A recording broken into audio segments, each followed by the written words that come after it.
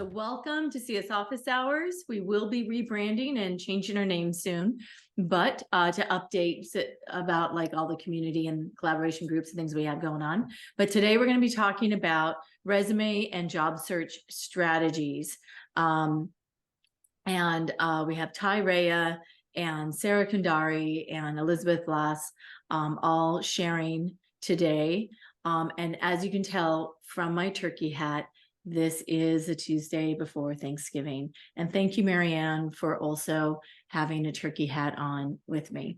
If anybody else has a turkey hat or something else like that that they want to wear, you're more than welcome to look Gosha. like a Gosha turkey. has one as well. Oh yeah, Gosha? I didn't Gosha. notice. Where's your come back, Gosha? Raise your hand again so we can see you. Oh, there we go. Yes. All right. 3 turkey hats. Yay. All right. So I'm going to stop sharing for a second. Okay. Ty, can you raise your hand since I didn't pin you? And let's, and why don't you go ahead and introduce yourself? Hey, I'm Ty Raia. Again, the last name, lots of vowels. No one gets it right. It's okay.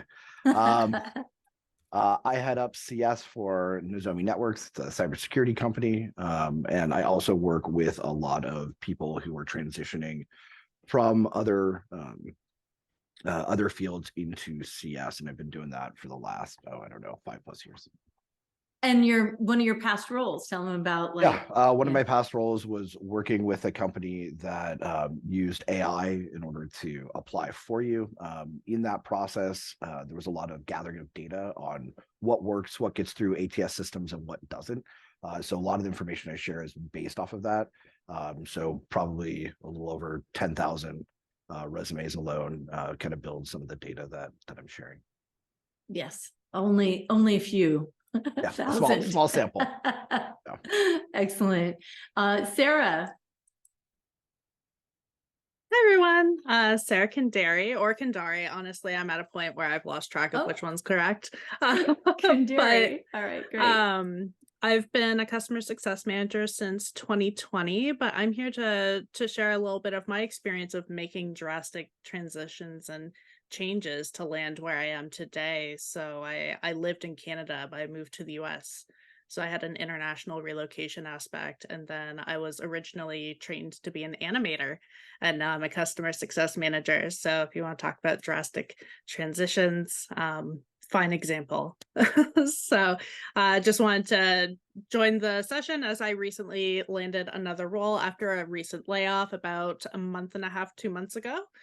So I've been in the market recently, and it's wild out there. Definitely. All right. And Elizabeth, can you raise your hand too? Excellent. Great. Hi, Elizabeth Blass. I am a Chief Customer Officer. And a couple of weeks ago, I would have said in transition because I've been looking for my next move for a bit. But I will be starting in my next Chief Customer Officer role next Friday on December 1st. So yes, very excited. I see the applause. Thank you, Cynthia and others. But yes, as Sarah said, it's been interesting. Lots that we've learned. Can't wait to share. Yeah. And you were, for a CS leader, I mean, you were in the job market for a relatively short period of time. It was only about 6 months. So, and that's a pretty long time. So pretty something. Yeah. All right. Well, great. So we'll just go ahead and dig in because we have a lot to share with you today, and there's a lot of resources too. So, Cynthia, do you mind just sharing again the link to the slides so that way folks can download it and have it as resources? Because as usual, we have all these pages here of resources, and we'll share and talk about some of them, but there's just a lot to dig into. But we'll go ahead and start here. Ty, I know you have a few things just to kick off with. Yeah.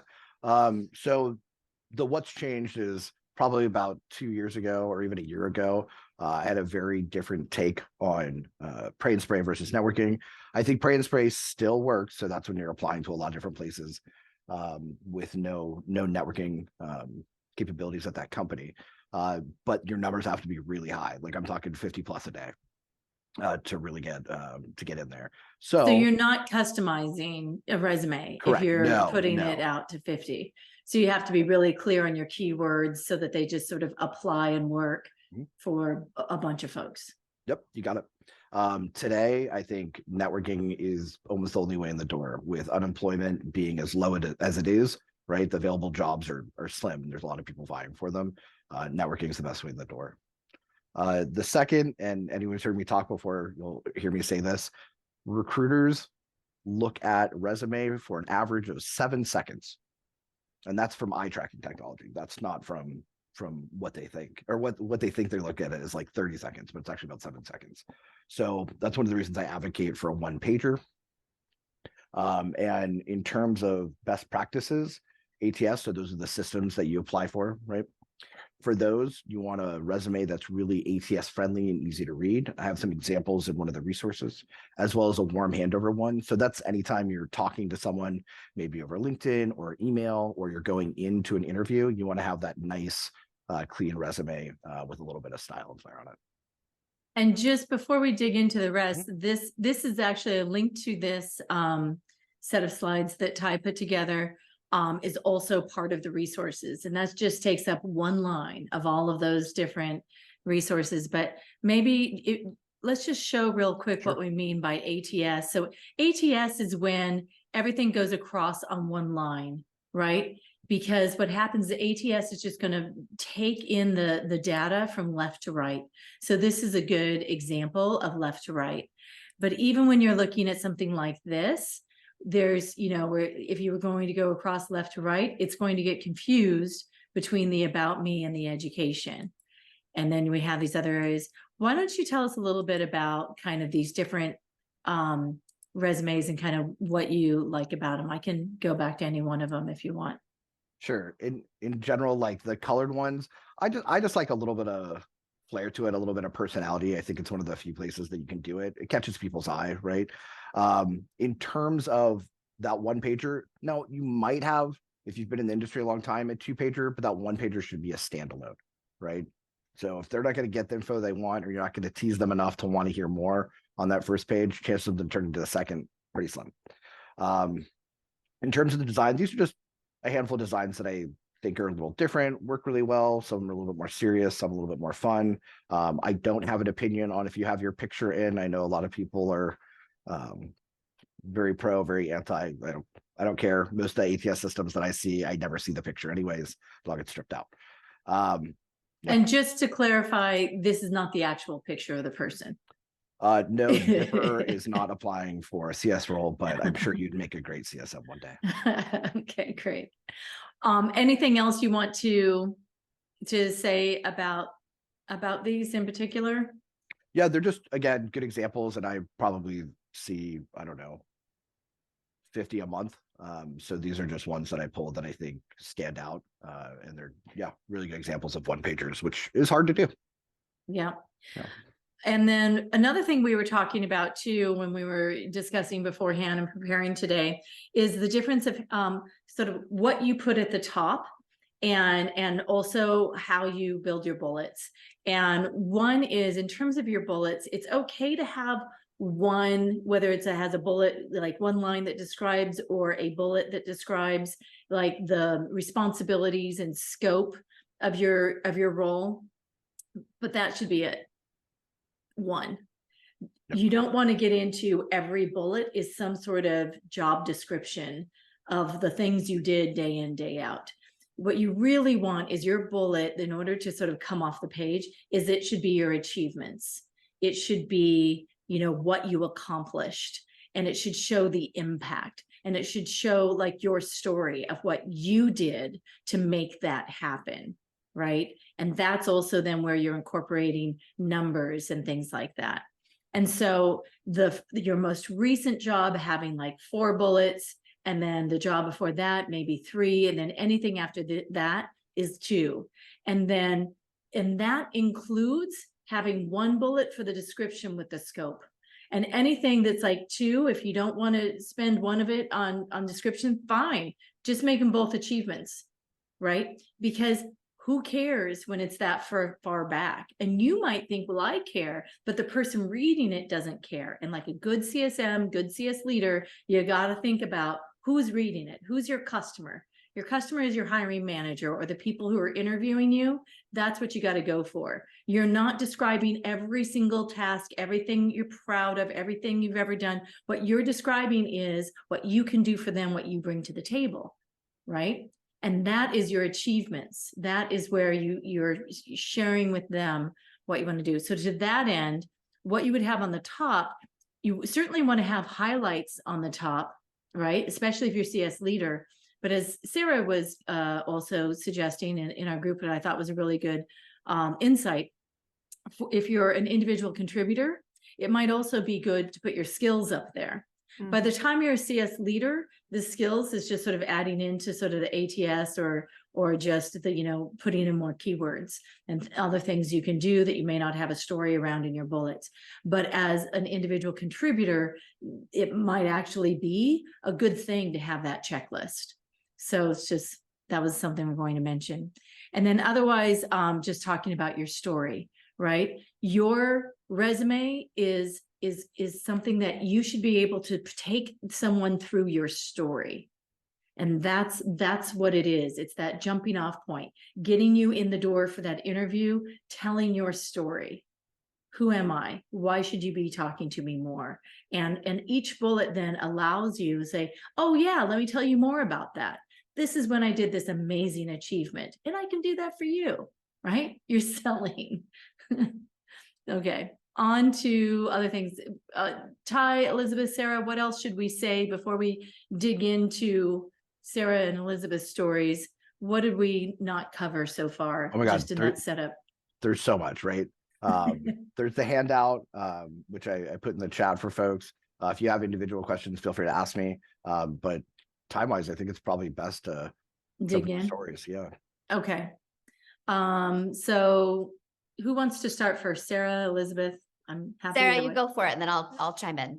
All right. All right. I mean, we can. I'll just kind of go through A, B, and C. So, and I'm going to come back actually to looking at all the people. So we have criteria, long-term versus short-term, and LinkedIn, and I will remind you if we don't go there. So let's just go ahead. Yeah. All right. Sounds great. So like I mentioned, I was in the job search here relatively recently after a layoff. I was laid off for, I believe it was about 2 months. It was basically a full-time job. And one of my first orders of business was to set up my criteria, because I wanted to approach my job search with both what I call a warm handover and the spray and pray. When you're on unemployment, ultimately you have to put out so many applications, whether they're quality or not is, debatable. I was kind of, setting up my criteria of like, where is a company that I really, really want to work for, whether they have a position open or not. Where are companies that fit my criteria as far as size, role, and industry? And then what are my companies that will pay the bills?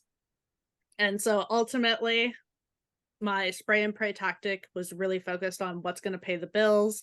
And then I focused on a warm handover for that middle tier of, hey, it fits my criteria. And then I was doing informational interviews at my long-term companies. Like, did I get that job? I did not, but I have a great relationship with people at those companies now. And so that's going to help me not just for this job search, but for future job searches as the economy is wild, and just preparing ahead of time is such a great way to go. Elizabeth, I don't know if you want to add to that while we're on this topic. Yeah, I want to, from both of you, hear a little bit more about how you came up with that criteria, because that can be hard. It can be. Elizabeth, do you want to go first? Yeah, sure. So I think I started by just really evaluating a little bit of stretch, things maybe I hadn't done or hadn't had the opportunity to do as much of, perhaps, based on the type of company that I was at most recently. And then I knew that there were some things that I wanted to stay the same. Like I wanted to stay in B2B SaaS. open to hybrid or remote, which is I was in a remote situation for several years, so fairly open there. And then some things like I knew I really wanted to try to find, I hesitate to say easy to use product because I think we're most of us in SaaS and that's kind of an oxymoron, but as much as possible, right? A fairly maybe recession proof product even. And I thought a lot about the types of people that I wanted to work with, as much as you can evaluate that through the interview process, and the makeup of the teams, how many women did I have on the executive team, that type of thing. So there was a lot about what I knew I liked, and then what I kind of was looking to change as I was developing the criteria.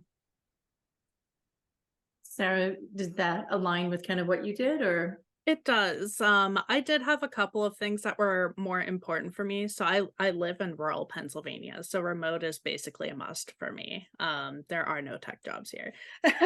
And so that was a requirement for me. And then for me personally, and this is not even just for the role that I most recently applied to, but when I was looking at my criteria throughout my career, again, I made a very drastic transition from animator to CS. And there were times during layoffs where I not just evaluated my criteria for what I wanted, but also the criteria of what I needed to get to what I wanted. So I did 2 years as a sales engineer, identifying that sales was in fact my biggest weakness when it came to transitioning over to customer success. So that was a part of my criteria throughout my career. I will say Sales, too, anytime that I strayed from my criteria, I did not have good results. I did not succeed in that role, but I learned a lot. So you're saying that, Sarah, like, because you knew you wanted to become a CSM, but you started off working in support, and then from there you moved over to sales engineering, sort of more of like a technical role helping sales. Was that it? Exactly. And then So from I there did went and became a CSM. exactly. So I had lots of experience in customer support, so I knew that world quite well from my first transition from animator to support. But understanding that CS had a sales aspect to it, I wanted to get a little deeper into that part of the organization to understand that part of the role. And it was an incredible learning opportunity. And it was while I was in that role that I met Ty and kind of helped bridge that gap of my current knowledge to kind of tie it all together. Pun not intended, surprisingly. So in that respect, the long-term versus short-term, then it can not only be sort of in this job search, maybe there are some jobs, companies or that you'd like to work at in the long term, and maybe you're going to go and work there right now, maybe you aren't, but you can start to build those relationships and that sort of thing. But also you're thinking about your career. What are some of the skills gaps I might have, and what do I want to be eventually? Or let's say you're a manager of CS and one day you want to be a CCO. You're probably not going to go for that right now, but what are some of the different types of roles you might do along the way so that you would be more robust when you become a CCO or something like that, right? Like just to make a easy example. And then versus what sort of short-term things or roles you might go for, right? And then LinkedIn, I thought that was really interesting about LinkedIn. Why don't you each mention kind of how you used LinkedIn in your search? Yeah. Well, I will talk first about using LinkedIn just more than I ever had after a conversation with Jan Young, who told me that I should use my voice. I was like, okay, fine, I'll work on some content. And really found a lot of joy in posting on LinkedIn, just, things about customer success, hopefully things that are helpful to the community. And probably a month and a half into some really regular posting within LinkedIn, my attention, I guess, from recruiters was I guess I would say I'd had very little attention from recruiters, and I had a lot of inbound that came to me. And so I don't think that's coincidence that exposure, helped to bring some opportunities my way that I probably would not have otherwise have had. So And wait, you called it joy. Not everybody calls posting on LinkedIn joy. Why was it joyful?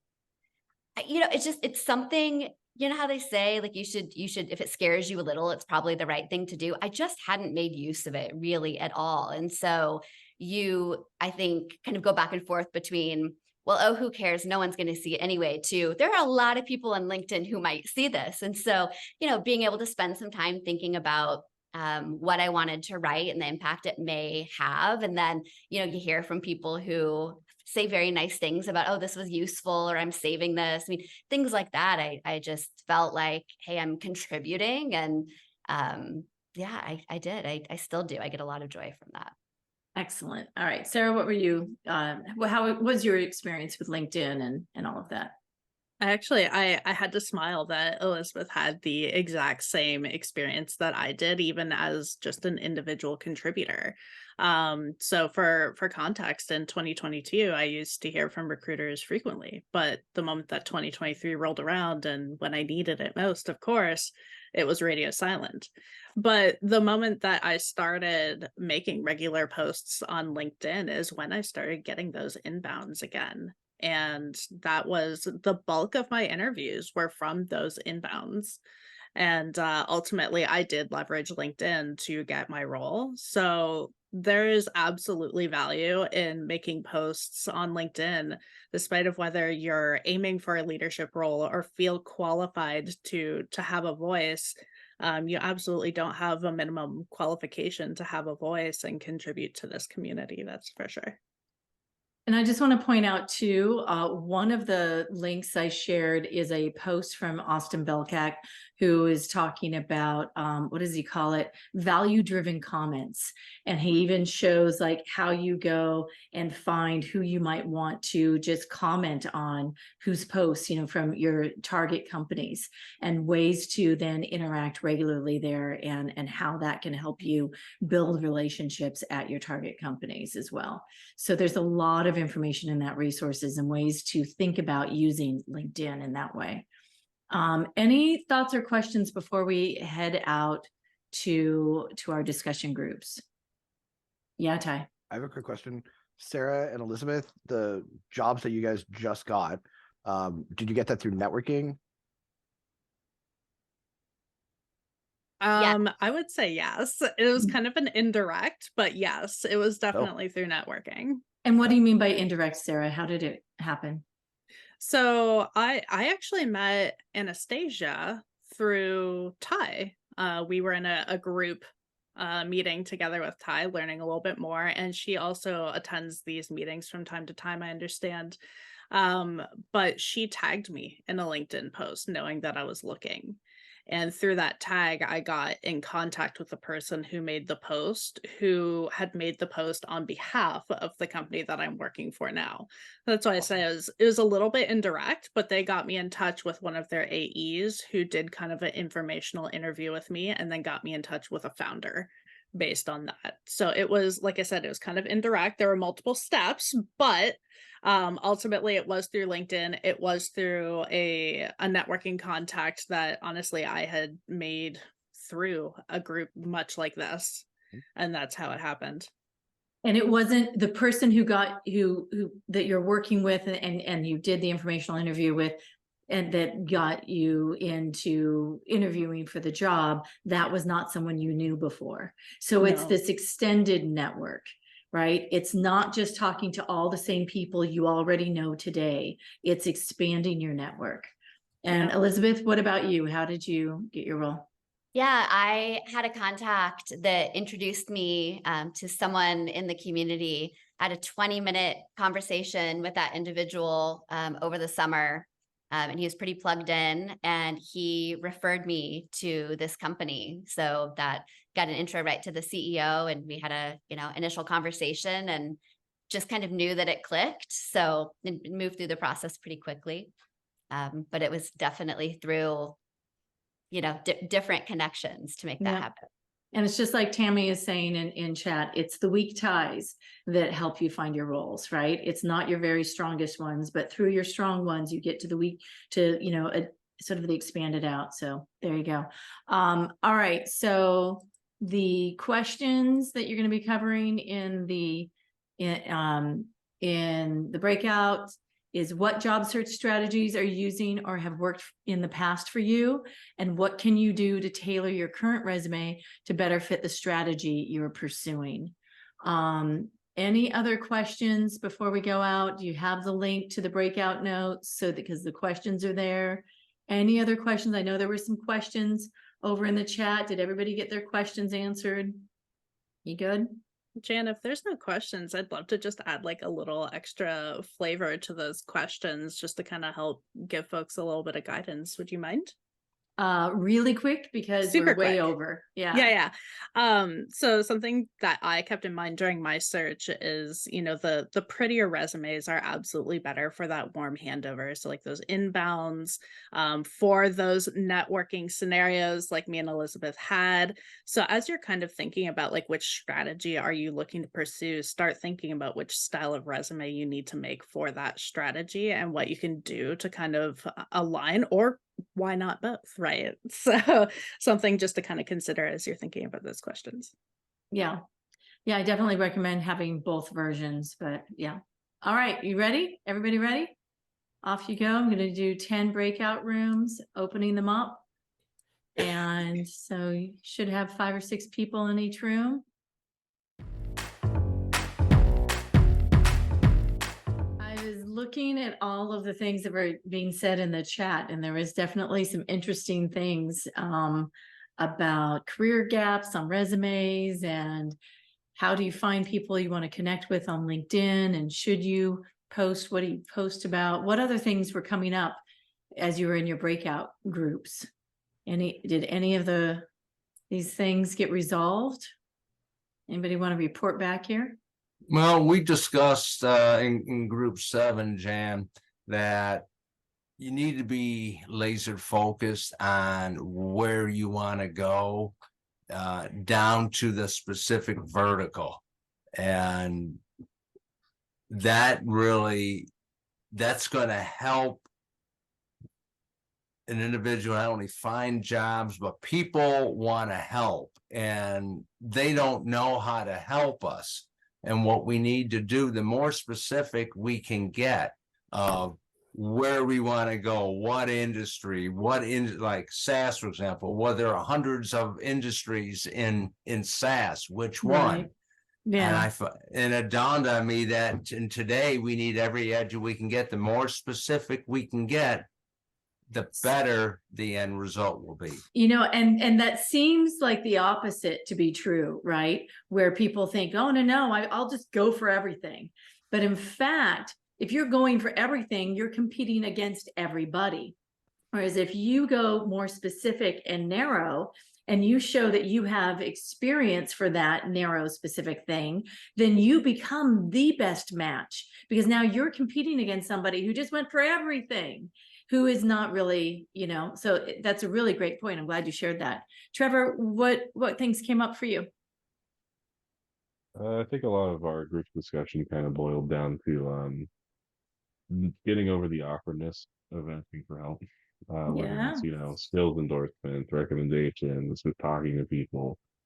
Hey, can you put my name in somewhere? You know, all of that. Just like getting over that initial, I don't know this person, why would they help me? Which I also struggle with immensely. So that's part of why I brought it up. But I think a lot of what we talked about that could get boiled down to that. It was just like, and kind of what, you know, was just being said, you know, people are, at least in this industry, especially, are pretty nice. They want to, so. And also, yeah. And what are you bringing to them? You know, there are ways in which you can contribute, things that you may not even recognize that you have something to bring to the table. And that's another reason to do collaboration groups too, right? Ways to get more comfortable with that. But also think about, like, you do bring something. There is an interesting, you know, unique perspective that you have, and it might be useful. Maybe you use the tool or used the tool in the past and you can give feedback on it. That's something they don't always get to hear. You know, there's a variety of different things. If you just need to ask yourself, maybe there is something I can bring to it. What can I bring to this conversation? Ty, what came up for you? Yeah, not going to speak for the whole group, but just going to make a note specifically on reaching out to people and making those connections. I know I've ranted about this before. When you do it, put some sort of note in there. This is where we met. This is something I like that you said. As your network grows and you go back to talk to that person, guarantee you, most people will be like, I don't even know how I know you, right? So give them some context. It's really going to help when you reach back out to say, hey, I see you're working at so-and-so company. I'd like to, get a connection or an inside referral, right? So just making a note on that. And even if you haven't connected with them or gone to the same webinar, if you're having an exchange on LinkedIn and exchanging ideas, and then you reach out and say, hey, I really liked what you were saying on that post. And there's something, what you liked about it. And maybe there's something else, that they might be interested in, an article or something. It's a way to build a relationship. I build relationships with people on LinkedIn all the time, and I'm not even looking for a job. Sarah, what did you want to share? Just to kind of build on Neil's point, it was actually the very last thing I said in our group, and it was to be the devil's advocate on that very point. Throughout my career, I have never worked with the same industry twice. So I've done ed tech, I've done martech, I've done cybersecurity. Now I'm in sales tech. I think that your laser focus experience and skills that you bring to the table do not always have to be the industry, especially if you're stuck in an industry that you are not especially passionate about. You may have a lot of experience with like Series A, Series B type industries, looking at you, Charles, where if you wanted to swap to a different industry, you can be bringing a set of skills to the table that are not necessarily the industry. That's a great point. In fact, I was in a session the other day that was talking about how to use ChatGPT, and or any of those. It doesn't have to be that; it can be Bing or whatever. But one of the things you can do is once you've done sort of a skills assessment, and there's lots of different ways you can do that. Talk about like experience you've had in various industries, that sort of thing. Put that together, and then say to ChatGPT or whoever the prompt is, and say, I want to switch from this industry or from this type of profession to this other. What suggestions do you have, for other industries or other professions, that where my skills might apply? Or, would be, what gaps do you see as well? Like there's all those kinds of questions. You can have that conversation in those prompts and learn some of those things. And you don't even have to do an informational interview for that.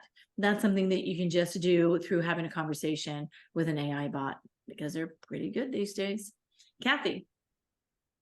We talked about networking and how to focus in your networking and how to actually get from learning about a person and their role in their company to getting recommendations or introductions. And that was a really good conversation. The basic answer was just ask. Yeah. And I was like, really, that'll work? Really? And yep, apparently it does. So I've always been afraid of approaching people with something too demanding or breaking protocol or something. So it was a good talk to have. Absolutely. Yeah. And, obviously you're not just going to like do that as the first thing when you meet with them, but by the end of the conversation, especially if you had a good conversation, just say, I'm really so interested in your company. Are there other people you can suggest I could talk to? I'd really love to meet somebody over in the sales organization or over in the CS organization, wherever you're trying to target. Yeah. Randy. I would say one thing with networking that I've tried to do is, beyond just networking, and then finding a contact that you want to connect with, is look at their profile and see who they're connected with. A lot of times you can build your network through connections, especially if they're connected in the industry, let's say customer success. Arguably, that's going to fuel more opportunity to network in that community that arguably would take a longer time if you just did it one by one. And so that's another way to kind of broaden your network and see opportunities that maybe you wouldn't be seeing by just connecting with one individual person. Right. Yeah, absolutely. And sometimes they may not really know the person, and sometimes they might know them quite well. You can just say, hey, I saw you were connected. Do you know this person? I'd love to meet them. Yeah. Lonnie. Hey, everyone. Thanks, Jan. I had the question regarding career gaps and addressing that on your resume. So I was curious to know if you guys, if this applies, of course, do you have your most recent opportunity listed in the dates and you leave it as that? or do you guys actually have a specific entry where you speak to the fact that you have a career break and kind of get ahead of that potential bias? I'd be curious to hear what you guys have to say. I would say if you think that there's a question that's going to be raised on your resume that might prevent you from getting to the interview, you want to be sure to find a way to address it on the resume. Sometimes it can be that people are, in jobs, for a year or less in, several in a row, in which case you can say, acquired, layoffs, whatever the case may be, whatever it is. Sometimes people do have career breaks. Sometimes they've traveled or they have kids or they, looked in a really tough market or whatever it might be, right? So it's always a good way, good thing to mention. Ty, I know you've seen 10,000 plus resumes. Is there anything else you would say to that? Yeah, I would just say that sometimes there's really creative ways. Like I've seen people have been like at-home moms turn that into its own job listing. I actually think that's really creative and fun. If you have something you can do like that, I would certainly add it in as a little flavor, and it acknowledges the fact that you have been doing work and it's really hard work. So yeah. The other thing I've seen too is when people have breaks in their career, they might just say career break and then the types of things they've done. Maybe they were reading, professional books or getting certifications or getting, right now you definitely want to be training up in all the AI prompting and that sort of thing. So listing the types of things that they were doing, productively, and maybe even travel, because I know there are people who are traveling and things like that. So whatever it might be, or if you didn't travel, that's okay too. But I'm just saying, like, whatever it might be, that just addresses what's been going on. Sarah? I appreciate it. Yeah. As an example for that, I actually had a 6-month break when I moved from Canada to the US because I didn't have a social security number, and that's kind of a big deal. So that's a blocker. So I just added international relocation on my resume back when that was relevant. It's no longer relevant. I've been here for 10 years, but back when it was more relevant, I absolutely included that as part of my resume just to kind of get that out of the air. And it also explained why all of my experience was Canadian while I was applying to an American company. So it's kind of twofold, explaining that. But the original reason why I had my hand up was because Bill in group 1 brought up a fantastic idea for how to start networking on LinkedIn. And that's to really target account executives and SDRs and BDRs. They're on LinkedIn all the time and they're always open to have a chat. And so if you're looking to kind of just get a contact at a company to kind of, hey, can you introduce me to a CSM at your company? Just kind of want to get to know a little bit more about the company. That's a great way to get to know someone even without having an existing connection there. Nice. Great. Christina, and then we'll close it out for the evening. Hey, yes. So if you're recently laid off, should you write that in parentheses in your last job or wherever it may fit? What's your view on that? Yeah, I mean, you can say that it was a, reduction in force or, whatever it might have been. I would say that if you were literally fired, it's probably not a good idea to call it out as being fired. Right. But otherwise, I think that I've seen a lot of people just, put that type of thing. And you can do it in a way that makes it easy to read. So it's next to the job and a description of what type of industry or tech it is, and then make it a little bit smaller and just say, reduction in force or, whatever, acquisition or, that sort of thing. It's that's just something that helps when you're doing that 7-second scan. It helps say, oh, okay, makes sense, and instead of it being a blocker. Got it. Yeah. And that's the other thing too. Think of your resume as your PR piece. Make it visually pleasing in some way, even if it's the ATS version. There are ways to make it easier to read. Don't just fill it all the way, from small margin to small margin. Be kind to somebody's eyes and also help lead their eye where they're going to see it. and what's the important thing for them to see. And that top of the fold sort of is always what applies, whether it's a website or if you actually look at a physical newspaper anymore, or a resume. Just like that top portion is what's really going to have the best chance of being read. Okay, excellent. Such good stuff today. Thank you for all the notes. There were some amazing notes I saw taken. We have a lot of information that's over in the session resources, sorry. And feel free to join a collaboration group. All of those links are there. And continue the conversation. We've got the Slack channel so that, you know, you don't have to just stop here. And please continue the conversation and meet each other. Okay. Excellent. Thank you so much. Yes. Thank you so much. And have a fantastic holiday. Spend some time or with yourself or with others and have a lovely day and lovely long weekend. All right. Happy Thanksgiving. Bye. Happy Thanksgiving. Take care, everyone. Take care. Thank you so much for tuning into this week's episode of Success Hour, formerly known as CS Office Hours.